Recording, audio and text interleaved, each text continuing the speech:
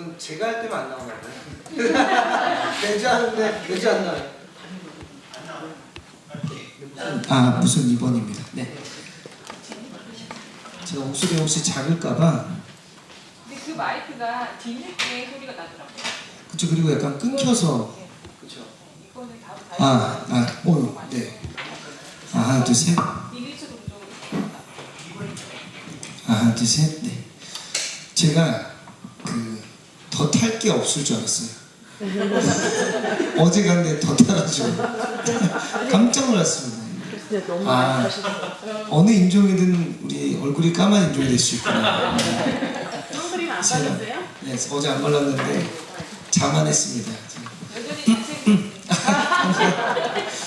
자, 오늘은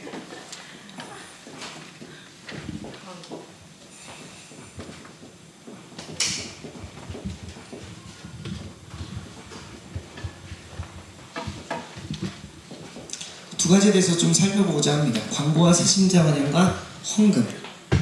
자, 광고와 새신자 환영도 예배 순서에 해당이 되나요? 이렇게 보면 저희는 해왔잖아요. 그쵸? 해왔으니까 당연히 하는 순서인데 이거에 대해서도 새신자는 궁금해할 수 있습니다. 예를 들어 예배 시간에 표창장이나 감사장 같은 걸 이렇게 전달하는 경우가 있죠. 저희 같은 경우는 당연하게 감사장, 표창장을 전달해야지 하지만 새신자가 보기에는 불편할 수 있어요.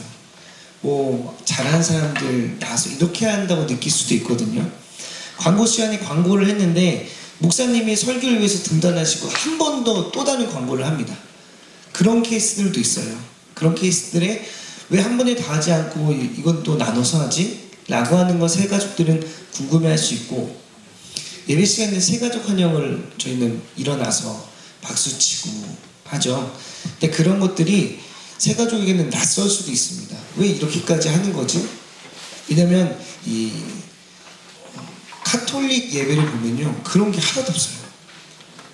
표창장, 감사장, 거기는 새가족이 왔다고 일어서 박수치지 않습니다. 그 분위기가 약간 달라요. 근데 그런 어떤 카톨릭을 경험하신 분들 그런 예배들을 좀 경건하고 알잖아요. 막 예배당 딱 들어오면 갑자기 오르가는 이렇게 막 하고 이런 거 생각하시는 분들은 이런 예배의 어떤 분위기들이 낯설 수 있습니다. 그래서 이 질문을 저희 한번 고민해봐야 하는 부분입니다. 광고나 새가족 환영, 표창장 수여 등의 순서 때문에 어떤 분들은 거룩한 하나님의 임재를 느끼거나 경건한 예배를 드리는 것에 방해가 된다 라고 생각할 수도 있어요. 그럼에도 우리는 이 순서를 넣어야 되는가에 대해서 그들에게 설명을 해줘야 됩니다. 그 설명에 대해서 여러분들 혹시 우리 새가족팀은 어떻게 생각하시나요? 이 부분 광고 새가족 환영, 새신자 환영 계속 그게 그려왔다고 생각하니까. 그쵸? 새가족이 만약 물어본다면 저희는 어떻게 대답할 수 있을까요? 우리는 원래 그래 뭐 이런 대답을 하기 좀 어려우니까 익숙해 있어서 그냥. 네. 근데 성도들하고 교제가 가장 많이 나타내는 부분이 저건 같아요.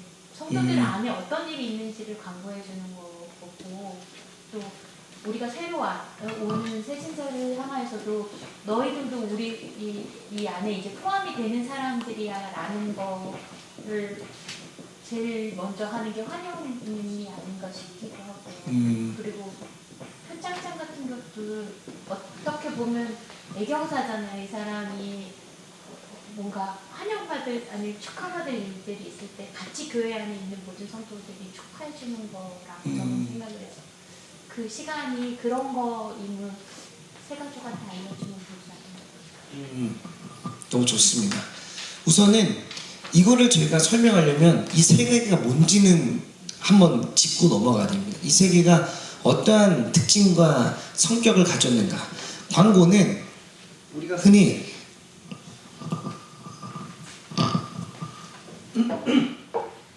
널리 알리는 교회의 소식이에요.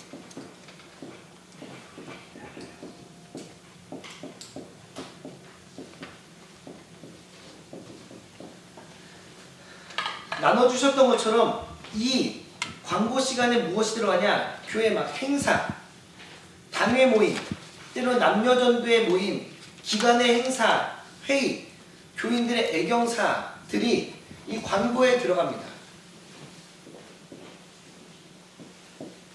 새신자 환영은 저희가 아시다시피 당일날 새로운 사람들을 소개하는 시간이에요. 당일날 등록하신 분, 방문하신 분 일어나서 같이 박수치며 그들을 환영하는 순서인데 대개는 박수로 끝나는 경우도 있지만 어떤 데는 꽃다발도 전달하고요. 어떤 때는 선물을 전달하기도 합니다. 그렇게 새로운 성도를 환영합니다. 그 순서예요. 또 저희 안에 환영의 인사도 있죠. 수요일 저녁 같은 경우도 있지만 예배 중간중간에 옆 사람 모셔서 인사하실까요? 라고 하는 멘트와 함께 시작되는 요 성도의 교제, 환영의 인사 같은 경우는 교인들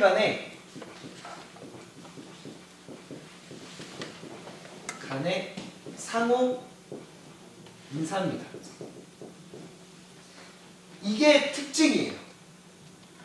이게 특징인데 이 특징을 가진 세 가지를 우리가 맞는지 안 맞는지 점검하기 위해서는 두 가지의 잣대를 갖다 댑니다. 뭐냐면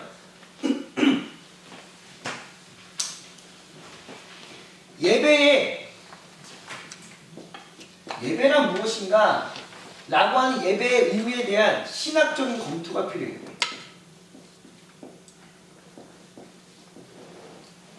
왜냐하면 예배란 무엇인가를 딱 봤을 때 예배의 정의를 보고 이 순서가 그 정의와 맞지 않으면 빼도 되고 안 해도 되는 부분이기 때문에 이 부분을 좀 다룰 필요가 있습니다. 두 번째는 전통이에요. 뭐냐면 우리가 지금까지 이걸 봤을 때 역사적으로 해왔는가요? 단기간에 담임 목사님 오시고 5년의 역사 이런 거 말고요. 저 옛날 우리가 말하는 초대교회의 형식 아래서 봤을 때 이 순서는 과연 역사적인 어떤 의미와 상징이 있는가에 대해서 한번 고민해 봐야 합니다. 자, 예배라고 하는 걸 신학적 검토로 좀 보게 되면 오늘 이 나눠드린 페이퍼 두 번째 단락 세 번째 줄에 뭐냐면 예배란 하나님의 백성들이 하나님께 드리는 최고의 행위예요. 하나님의 백성이 하나님께 드리는 최고의 행위. 그래서 이 안에 뭐가 있냐면 찬양이 있죠. 경배가 있어요. 고백이 있습니다. 왜 이런 것들이 다 필요하냐? 우리가 할 수 있는 최고의 것이 찬양이고 고백이고 주님의 기도고 그 영광의 시간들을 우린 예배라고 합니다. 그리고 반대도 하나 있어요. 이 예배는 이 의미와 동일하게 하나님이 회중에게 베푸시는 사랑과 섬김의 의미도 있습니다. 그렇게 우리가 이 예배를 드릴 때 우리가 하나님께 드리는 것과 동시에 하나님께서 우리에게 부어주시는 것들을 우리가 기대하며 나아갑니다. 그렇게 예배는 뭐가 필요하냐면 하나님을 마주하는 사건으로 우리의 정성과 경건함을 드려야 돼요. 그게 이것. 그와 동시에 하나님의 베푸시는 은혜와 사랑을 기대하며 나아가는 시간이 요겁니다. 그렇기에 예배라고 하면 저희는 이것만 기억하시면 돼요. 하나님과 우리의 상호 왔다가 갔다가 하는 요 방향성을 가져야 됩니다. 예배는. 근데 그 차원에서 요걸 보잖아요. 약간 문제가 있다고 이 저자는 얘기합니다. 왜냐하면 여기서 보는 광고와 새신자 환영은 사실상 어떤 그 특징이 하나님과 하나님의 백성의 관계가 아니라 인간과 인간의 상호교통이거든요. 우리가 우리 안에서 필요한 내용들을 다루는 부분이 광고와 새신자이기 때문에 하나님을 위한 또 하나님에 대한 이런 부분들이 결여되어 있다라고 하는 부분에서 이 신학적으로는 좀 그렇게 판단을 합니다. 그리고 역사적으로 봤을 때도 초대교회 때 이런 건 없었어요. 우리 광고 시간입니다. 새신자 왔습니다. 환영합니다. 이런 시간은 없었습니다. 그 본연의 모습에 이 두 가지는 필수적인 예배의 어떤 조건과 순서는 아니었어요. 그런 의미에서 역사적인 입장에서 봤을 때도 이 두 가지는 애매합니다. 이 하나는 확실해요. 환영의 인사. 요거는 신학적으로 봤을 때 저자는 무엇을 갖고 오냐면 이런 거예요. 우리가 마태복음을 보면 너가 제사 지내기 전에 내 형제와 분란이 있고 어려움이 있었던 것이 생각나거든. 예. 어떻게 합니까? 화해를 먼저 하고 와서 제사를 지내라. 그 차원에서 교인들 간의 상호 인사는 사실 그런 입장에서 우리가 하나님의 명령 아래 화목함을 위한 시간이라고 판단합니다. 그리고 두 번째, 역사적 고찰 안에서도 초대교회 때부터 인사했잖아요. 주님의 은총 여러분과 함께 하시기 바랍니다. 당신에게도 마찬가지입니다. 이러한 초대교회의 어떤 본질적인 인사를 통해서 우리는 상호 간의 인사는 역사적인 입장에서도 사실은 문제가 없어요. 그렇게 우리 서로 옆 사람 보시면서 인사할게요. 뭐 사랑합니다, 축복합니다, 잘 오셨습니다. 이런 인사들은 사실은 예배의 순서에 넣기에는 아무런 문제가 없습니다. 근데 이 두 가지는 예배나 전통이나 두 부분에 좀 걸려요. 근데 저자는 그거는 너무 좀 옛날 입장일 수 있고 요즘 들어서 이 두 개는 빼놓을 수 없다. 현대 들어서 이 두 개는 빼놓을 수 없기 때문에 이 두 가지를 예배 순서로 넣되 저자가 추천한 조금 다릅니다. 뭐냐면 예배가 끝나거나 시작하기 전에 이 순서를 가지는 것이 좋지 않겠냐. 그래서 혹시 그럼 만나교회 혹시 김병성 목사님 예배를 가보신 분 계신가요? 네. 말씀은 들어봤는데 이제 그 현장 가서 혹시 예배 드려보신 분? 네, 몇 분 아마 계실 거예요. 거기 그쪽 라인은 성도님들이 이렇게 막 돌아가면서 계속 김영재 목사님을 갔다가 이렇게 돌아가는데 거기 예배가 어떻게 하냐면 예배 드리기 전에 저희가 10시 예배면 10시 9시 59분까지 뭐가 나면 광고가 이 화면에 계속 나와요. 아시죠? 막 뭐가 있습니다. 우리가 말하는 광고사항이 PPT처럼 계속 돌아가면서 나와요. 모임에 관한 광고가. 그러니까 이 광고를 예배 순서에 안 넣습니다. 어디냐 예배 전에 넣어요. 그래서 예배 먼저 오신 분들이 화면 보면은 광고가 이렇게 지나가는 거예요. 그런 순서로 넣는 것을 이 저자는 조금 추천합니다. 세가족 환영도 예배가 다 마친 후에 일어나서 같이 축하하는 시간. 늘 이 추천하지 예배 순서의 중간에 넣는 부분에 대해서는 이 저자는 조금 건강하지 않을 수 있다. 근데 이제 저희 같은 경우는 굳이 뭐 요 부분은 뭐 걸고 넘어지고 이렇게 하자는 게 아니고 그러한 입장의 주장들이 있다. 그리고 만약에 새신자가 묻는다면 그렇게 설명해 주는 것이 가장 좀 건강할 수 있다. 우리가 지금 순서를 바꾸자라고 하는 의미보다는 저자는 그렇게 하는 것이 좀 더 건강한 예배와 건강한 예배를 기대하는 마음과 드리는 자들의 태도지 않을까라고 하는 것을 추천합니다. 그래서 우리가 이 광고나 새신자나 막 표창장을 주고 하는 그런 순서들을 우리가 예배 전이나 후에 요즘 나오는 여기 보면 뭐라고 하냐 멀티미디어 기술을 활용해서 하는 것도 좋다. 그래서 그런 것도 있어요. 예배 마치고 나서 그 방문자를 소개하는 데가 있거든요. 여러분 아실지 모르겠죠. 여기 라이트하우스라고 그곳은 예배가 다 마치면 축도하고 예배가 다 마치면 어떤 질문 시간도 있어요. 설교에 대해서 궁금하신 거 막 질문하는 시간과 함께 새 가족들을 소개합니다. 그때 뭐라냐면 카메라로 이렇게 새신자를 좀 비춰주죠. 비춰주면서 이 멀리 있는 분들도 막 이렇게 보지 않아도 카메라로 얼굴을 확인할 수 있고 그러한 미디어 기술 또한 광고를 PPT처럼 만들어서 예배 전에 띄워주는 그런 미디어 기술을 활용해서 좀 해보는 것이 어떤가라고 하는 것을 좀 이야기를 하고 있습니다. 그래서 광고나 새 가족들이 어떤 환영 인사 이런 분들을 만약에 물어본다면 우리가 그렇게 좀 대답해 주는 것이 가장 좋을 것 같습니다. 자, 두 번째는 헌금입니다. 자, 예배에 예물 드리는 이 헌금을 꼭 넣어야 되는가 라고 하는 질문이 있을 수 있어요. 근데 이게 어느 때가 좀 어렵냐면 저희가 2, 3부는 저희가 다 드리고 오잖아요. 그런 경우는 큰 문제가 없는데 이런 경우 저 1부 예배 들으신 분들 아시겠지만 1부 예배는 이 기도자가 헌금을 들고 이렇게 돌거든요.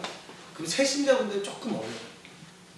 왜냐면 다른 분들 다 넣었는데 나를 그냥 지나쳐야 되잖아요. 근데 그분이 혹시나 모르고 이렇게 좀 서 있거나 그럼 막뭐 찾는 척을 하고 이렇게 할 수 없으니까 이 부분은 예배 순서에 넣는 게 우리처럼 처음에 드리고 와서 나중에 모아서 드리면 문제가 되지 않지만 새가족들이 이렇게 뭐 헌금을 예배 중에 구역 예배도 찬송하면서 이렇게 헌금방에 돌리잖아요.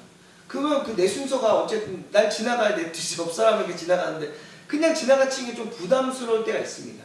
그럴 때는 질문할 수 있어요. 꼭 예배를 순서에 넣어야 되느냐. 우리가 예배 전에 드려도 되고 예배 후에 그냥 개인이 드리면 되죠. 왜 굳이 그 예배 순서 안에 헌금을 좀 넣는가 라고 하는 것을 불편해하는 이들이 있을 수도 있습니다. 또한 이런 분들도 있어요. 헌금을 요즘은 온라인으로 송금하잖아요. 온라인으로 송금하면 안 되나요? 꼭 예배 순서 안 넣고 그냥 온라인으로 좀 드리면 안 되나요? 라고 하는 질문 가운데 우리는 어떻게 대답할 수 있는가? 봉헌! 너무 작게 있어가지고 저 헌금 지워진 줄 알았네. 사이에 있는데 헌금. 제가 이 헌금이라고 하는 이 단어는 오블라치오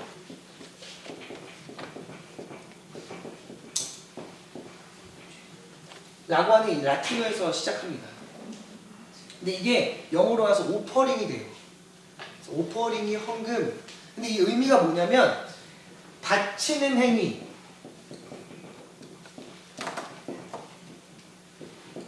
바쳐진 재물. 자, 바쳐진 재물 하면 어디가 떠오르시죠? 저희 우리 새벽 예배마다 렐리기가 떠오르죠.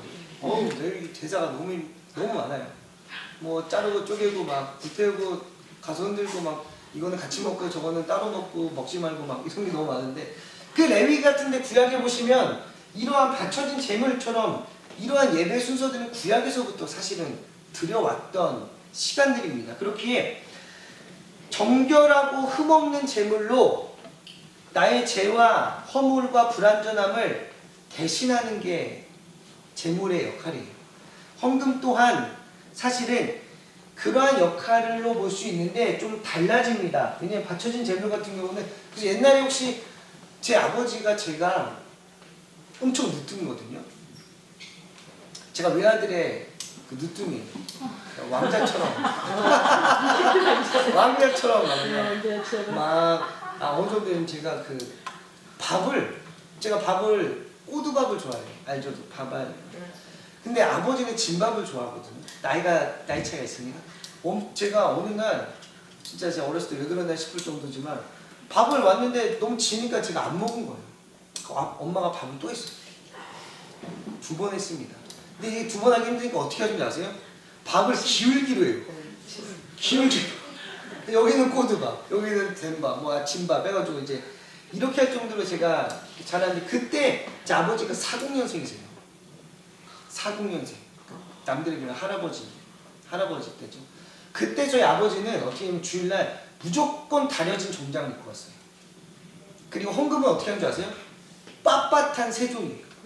한 번이라도 접히면 안 돼요. 거기에 줄이가 있으면 못 드립니다. 왜냐면 이거예요. 주님께 바치는 이 헌금이 흠이 없고 정결해야 돼요. 왜냐면 구약에 흠 없고 정결한 양과 재물을 드렸거든요. 그렇게 아빠는 그거를 붙들고 무조건 세종이. 그래서 그 주일 오기 전에 평일에 저희 차도 없었어요. 버스가 하루에 4대 다녔거든요. 4대. 그 시골인데 거기를 나가서 은행에서 돈을 받고 와요. 새 돈으로. 그러한 이 바쳐진 재물이 그러한 느낌의 어떤 흠없고 정결한. 근데 이게 신약에서 바뀌죠. 왜냐면 신약으로 넘어왔을 때 이 모든 재물이 누가 되셨습니까? 예수님이 되셨어요. 그래서 예수님을 세리만이 뭐라고 그러죠? 저기 세상 죄를 지고 가는 하나님의 어린 양이다. 세상의 죄를 지고 간 하나님이 모든 세상 죄와 허물의 제물이 되셨어요. 그렇기에 사실 우리는 그 모든 것들을 다 이루셨습니다. 그래서 성경에 보시면 단번에 완전히 드려진 희생 제물이 예수 그리스도예요. 그래서 이 모든 게 신약에는 예수 그리스도로 정리가 되죠. 그럼 우리가 이런 질문을 할 수 있습니다. 그러면 우리는 다 됐으니 안 드려도 되나요? 주님께 다 바쳤으니 안 드려도 되나요? 라고 했을 때 그렇지 않아요. 왜냐면 우리가 드리는 바쳐진 제물, 이 헌금이라고 하는 오퍼링은 어떤 의미냐면 오직 세상의 모든 죄와 허물을 지시고 돌아가신 분, 그래서 우리를 구원하실 분은 예수 그리스도 한 분입니다 라고 하는 고백이 담겨져 있는 우리의 마음과 고백이 헌금이에요. 그럼 이 헌금은 그냥 단순히 바쳐진 제물이 아닙니다. 뭐냐면 우리의 고백이에요.